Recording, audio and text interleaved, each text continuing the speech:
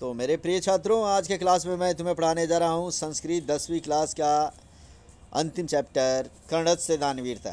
इसे अलग अलग हिस्से में बांट सकते हो। अगर गद्य खंड पद्य खंड दोनों को छांटते हैं तब इसमें से जो गद्य खंड है उसका है कर्णथ से दानवीरता। तो इस चैप्टर को मिलाओगे और पढ़ोगे इसमें कर्णथ से दानवीरता। और पढ़ने के साथ ही इसमें यदि किसी प्रकार की कोई दिक्कत होती है तो फिर हम हैं ही तुम हमसे पूछ सकते हो बच्चे।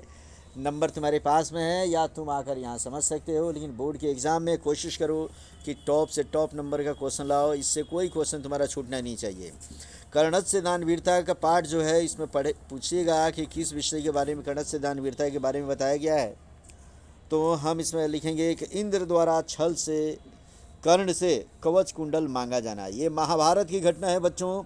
जब एक तरफ कौरवों की सेना है जिसके तरफ से कर्ण युद्ध लड़ रहा है और दूसरे तरफ पांडवों की सेना है जिसके तरफ से अर्जुन युद्ध लड़ रहे हैं, और दोनों के बीच में जब युद्ध होता है तो कर्ण के तीर के प्रहार से अर्जुन को बहुत क्षति होती है। अर्जुन चाह कर भी कर्ण को हरा नहीं पाता है। तो उस स्थिति में कर्ण से कवच कुंडल लेने के लिए, अर्थात कर्ण को जन्म से ही कवच कुंडल प्राप्त है, जिस कवच कुंडल को लेने के लिए इंद्र के द्वारा जो छल किया जाता है और छल पूर्वक उससे जो कवच कुंडल ले लिया जाता है और दान स्वरूप कर्ण उसको अपना कवच कुंडल दे देता है, उसी की कहानी का वर्णन इसमें किया गया है कर्णस्य दानवीरता में।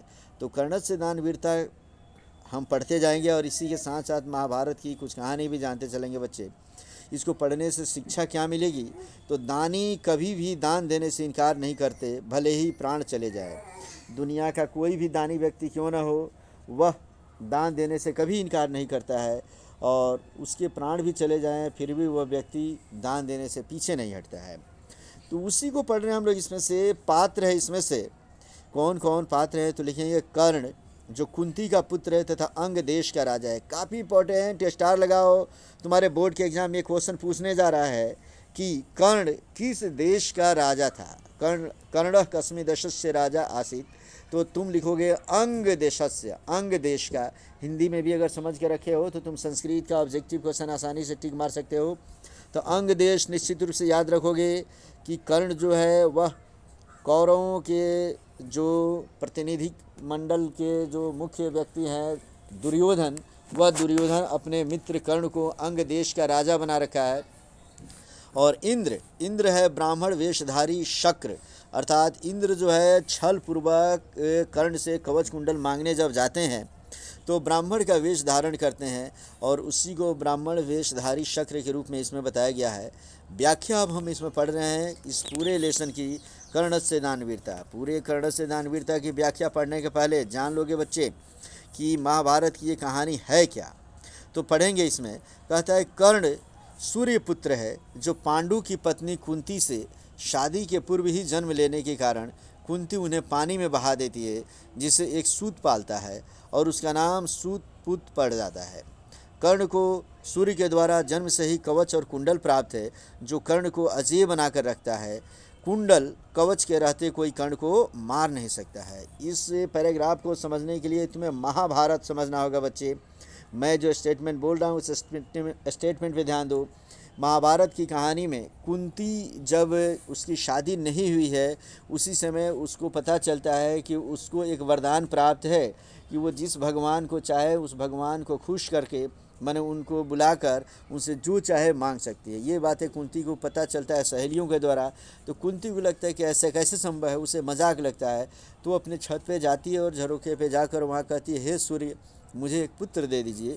वो मजाक करती है कि ऐसा थोड़े न होगा, लेकिन उसी समय सूर्य भगवान आते हैं और उसे तथास्तु कह कि एक पुत्र उसके गोद में दे देते हैं। कुंती लोक लज्जा के शर्म से अब सोचने लगती है कि शादी मेरी हुई नहीं और गोद में पुत्र है। अगर कोई पूछता है कि किसका पुत्र है और दुनिया जानेगी कुंती का पुत्र है तो कुंती को बड़ी शर्मिंदगी होगी। इस वजह से कुंती ने उस बच्चे को एक टोकरी में रख कर और पानी में बहा देती है अपने एक सहेली के साथ, और उसको ये सोचकर पानी में बहा देती है कि वो पानी में चला जाएगा बच्चा, कहीं दूसरी जगह कहीं जन्म ले लिया है तो जिंदा तो रहेगा। वही बच्चा जब जाता है तो एक सूत जो है वह उसको निकालता है, माने एक मलाह कह सकते हैं हम लोग, और वह उसको लेकर जाता है और अपने यहाँ पालता है, पोसता है। और पालता पोसता जब है तो उसी के नाम पर सूत का पुत्र होने के नाम पर उसको सूत पुत्र भी कहा जाता है। लेकिन सूर्य का पुत्र होने के वजह से सूर्य ने उसको बचपन से ही कवच और कुंडल दे रखा था। कुंडल जो कान में पहना हुआ था और कवच उसके बॉडी पे था। कवच उसे बोलते हैं कि यदि कोई व्यक्ति अस्त्र शस्त्र से मारना चाहे, काटना चाहे, तो राजा महाराजा युद्ध में जाते समय ऊपर लोहे का कवच या स्टील का कवच पहनते थे, माने रक्षा करने के लिए, कि तलवार उसको काट ना सके। उस बच्चे को चूँकि इन सूर्य भगवान का ही कवच था, तो जैसे जैसे बढ़ता गया वैसे वैसे उसका कवच भी बढ़ता गया, और उस कवच के रहते हुए कोई उस कर्ण को मार नहीं सकता था। ये कहानी है बच्चों। तो जब युद्ध के मैदान में कर्ण जब जाता है और अर्जुन जाते हैं, तो कर्ण जब तीर मारता है तो अर्जुन का जो रथ है वह करीब करीब 100 मीटर पीछे जाता है, और अर्जुन जब अपना तीर मारता है तो कर्ण का रथ करीब 1000 मीटर पीछे जाके रुक जाता है। और यह सुनकर, यह देखकर अर्जुन को काफ़ी घमंड होता है, और अर्जुन उस रण क्षेत्र में, कुरुक्षेत्र के मैदान में एक बार अपने अहंकार में जब ऐसा मुंह बनाते हैं तो उसमें उनके सारथी श्री कृष्ण समझ जाते हैं। श्री कृष्ण समझ जाते हैं कि अर्जुन को घमंड हो गया है। तो अर्जुन पूछते हैं, अर्जुन नहीं बल्कि कृष्ण पूछते हैं कि हे अर्जुन, तुम बहुत प्रसन्न दिखाई दे रहे हो, क्या बात है? तो अर्जुन बताता है कि देखते हैं तात, अगर वो मैं तीर मारता हूँ तो 1000 मील दूर उसका जाता है, रथ गिरता है, और वो जब तीर मारता है तो हम लोग तो मुश्किल से 100 मिल जाता है, मैंने समझो कि 100 कदम पीछे जाता है, उसका हजारों कदम पीछे जाता है। तो यह सुनकर श्री कृष्ण बोलते हैं कि अर्जुन, तुम्हें जान लेना चाहिए कि इस संसार में इस तीनों त्रिलोक का मालिक स्वयं विष्णु भगवान के रूप में मैं तुम्हारे रथ पे विराजमान हूँ, और दुनिया का सर्वशक्तिशाली महावीर हनुमान तुम्हारे रथ के ऊपर, तुम्हारे पताके पे विराजमान है। इतनी शक्ति होने के बावजूद भी, और वह जब तीर मारता है तो तुम्हारा जो रथ है वो सैकड़ों कदम दूर जाता है। अगर हम लोग नहीं रहते तो फिर सोचो कि तुम्हारा ये रथ कहाँ जाता है। अब इस तरीके से अर्जुन का अहंकार दूर हो जाता है, और अर्जुन समझ जाता है कि कर्ण कोई सामान्य व्यक्ति नहीं है। फिर भी लाख कोशिश करने के बावजूद भी जब अर्जुन कृष्ण को मार नहीं पाता है, तो उस समय श्री कृष्ण उसको बताते हैं कि हे अर्जुन, तुम तो इंद्रपुत्र हो, तो तुम अपने पिता के पास जाओ। तुम्हारे पिता तो छलिया है और वो छल करने में माहिर है। देवी अहिल्या के साथ उन्होंने छल किया, और किसके किसके साथ उन्होंने छल किया। तो एक बार बोलो, और वो कम से कम छल करें और वेश ब्राह्मण का धारण करके जाके किसी भी तरीके से वो कर्ण से उसका कवच और कुंडल मांग ले। तो अब वही कहानी इसमें पढ़ने जा रहे हैं बच्चे, कि कर्ण महाभारत के युद्ध में कौरवों की तरफ से युद्ध करता है। पेज पे ध्यान दो बच्चे सभी, कि कर्ण महाभारत के युद्ध में कौरवों के तरफ से युद्ध करता है। जो अर्जुन माने पांडव का विरोधी है, अर्जुन इंद्रपुत्र है जो कर्ण को मारने में असफल हो जाता है। इसलिए इंद्र अपने पुत्र अर्जुन की मदद करने के लिए ब्राह्मण वेश धारण कर सूर्योपासना के समय याचक बनकर कर्ण के पास जाते हैं तथा कर्ण से दान देने के लिए याचना करते हैं। फिर इस पेज को समझेंगे बच्चे। जैसे कि मैंने बताया कि श्री कृष्ण बताते हैं कि अर्जुन, तुम अपने पिता इंद्र के पास जाओ और इंद्र से बोलो कि वो किसी भी तरीके से उसका कवच कुंडल ले लें। इंद्र अपने पुत्र अर्जुन को बचाने के लिए ब्राह्मण का वेश धारण करके, और वह कर्ण के दरवाजे पे सुबह सुबह चले जाते हैं, जिस समय कर्ण तपस्या करने, माने समझो कि पूजा पाठ, सूर्य भगवान की पूजा करने के बाद वह वहाँ के लोगों को दान पुण्य करते रहता है, और उसके दरवाजे पे जो जाता है वो खाली हाथ नहीं लौटता है। और वहीं पर ये इंद्र ब्राह्मण का वेश धारण करके पहुँच गए हैं और दान देने की याचना करते हैं। फिर से पेज में समझेंगे हम लोग कि कर्ण ब्राह्मण वेशधारी इंद्र को विनम्रतापूर्वक सर्वप्रथम भौतिक वस्तुएं प्रदान करना चाहते हैं, जैसे गो, हाथी और पृथ्वी। काफ़ी इंपॉर्टेंट, स्टार लगाओ यहाँ पर। तुम्हारे बोर्ड के एग्ज़ाम में पूछता है कि कर्ण इंद्र को सबसे पहले क्या नहीं देना चाहते हैं। उसमें दे देगा गो, हाथी, पृथ्वी, और फिर देगा बहुत सारा धन। तो यहाँ लिखेंगे बहुत सारा धन, या कोई भी दूसरा शब्द वहाँ कुछ भी दे सकता है बच्चे। मान लो घोड़ा भी कह सकता है, तो घोड़ा नहीं लिखेंगे हम लोग, गो, हाथी और पृथ्वी। 2 नंबर का क्वेश्चन पूछता है कि कर्ण इंद्र को सर्वप्रथम क्या देने की घोषणा करता है, तो लिखेंगे कि कर्ण इंद्र को सर्वप्रथम गौ, हाथी और पृथ्वी देने की बातें करते हैं। यहाँ तक कि जब वो कहते हैं कि नहीं मुझे इसे नहीं चाहिए, मुझे वचन दो, तो यहाँ तक कि अपने अग्नि अष्टोम फल भी देना वो चाहता है और अंततः अपना सिर तक अर्पित करने के लिए उद्यत हो उठते हैं। परंतु इंद्र तो दृढ़ संकल्पित है कुछ अन्य वस्तु के प्रति। इसको ठीक से समझेंगे बच्चे। इंद्र बार बार अनुरोध कर रहे हैं कर्ण से कि तुम मुझे वचन दो कि मैं जो मांगूंगा सो दोगे। और कर्ण कहता है कि क्या चाहिए आपको, गाय ले लीजिए, हाथी ले लीजिए, पृथ्वी लीजिए, मेरा अग्नि अष्टोम फल है वो भी ले लीजिए आप। यहाँ तक कि कहता है कि कहिए पूरी पृथ्वी जीत कर मैं आपके चरणों में अर्पित कर देता हूँ। जब वो भी नहीं मानते तो कहता है कि मैं अपना सिर तक अर्पित करने के लिए तैयार हूँ, बोलिए क्या चाहिए। तो उस समय इंद्र उससे कहते हैं कि नहीं मुझे तुम्हारा वचन चाहिए।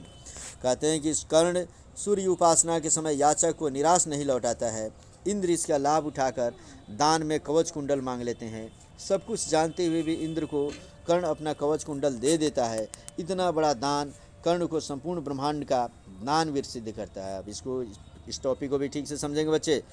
कर्ण के बार बार कहने पर कि आप बोलिए मैं क्या दूं, इंद्र सिर्फ एक ही शब्द बोलते हैं कि वचन दो। और वचन जब वो दे देते हैं तो उनके वचन का लाभ उठाकर ये जानते हैं, इंद्र जानते हैं कि कर्ण कभी झूठ नहीं बोल सकता है। जब उसने वचन दे दिया तो ज़रूर देगा। और इस तरीके से इंद्र उससे कवच और कुंडल मांग लेते हैं, ये जानते हुए कि मैं कवच कुंडल दे दूंगा तो युद्ध में मारा जाऊंगा।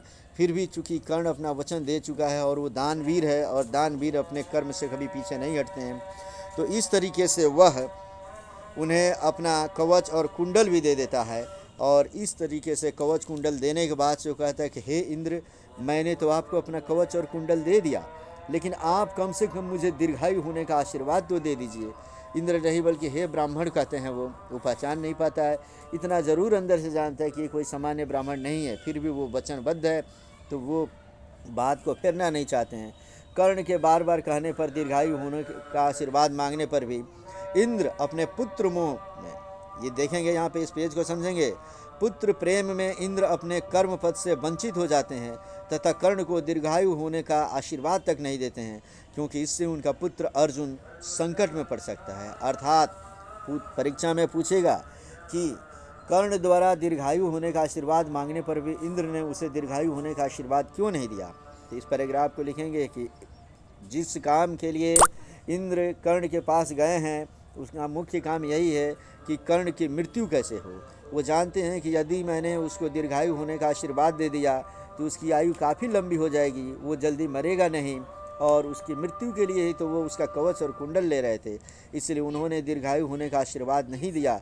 लेकिन इतना ज़रूर कह दिया कि हे कर्ण, मैं तुम्हें दीर्घायु होने का आशीर्वाद तो नहीं दे सकता, लेकिन जा, मैं तुम्हें आशीर्वाद देता हूँ कि ये पृथ्वी जब तक रहेगी तब तक अगर दानवीर का नाम अगर कहीं लिया जाएगा तो दानवीर कर्ण उसमें सबसे पहले आएगा और तुम्हारा नाम दानवीर की श्रेणी में सबसे पहले आ जाएगा। इस तरीके से कर्ण दानवीर के रूप में पूरे विश्व में फेमस होता है और इंद्र अपने एक बार पुनः छल का प्रयोग करते हैं। तो इस तरीके से ये लेसन समाप्त होता है बच्चा। इसमें किसी प्रकार की कोई दिक्कत हो तो गोपालगंज आर्ट्स क्लासेस में तुम हमसे आकर पूछ सकते हो बच्चे। और कोई परेशानी हो तो तुम समझ भी सकते हो हमसे। इस तरीके से हमारा लेसन समाप्त होता है।